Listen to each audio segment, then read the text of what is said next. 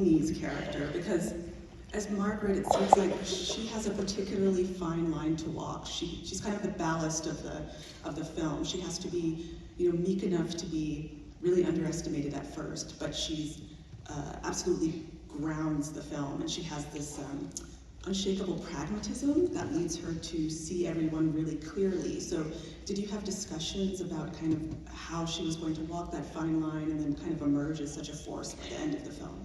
When you meet Sydney, she is grounded in that way, and she immediately understood it, and so there wasn't really a deep conversation required. Margret is a character who didn't want to be there, and you can sort of tell from the book she wrote, sort of what her attitude was. Margaret's book is also revealing, as was Dora's, and both very, very helpful. But one of the things that I always found interesting and important about the story in my mind was that it is an example of survival of the fittest, and it turns out that the fittest is the one who has a stake in the future that's larger than just them. And it's not about ego, it's about life, it's about a child, it's about family.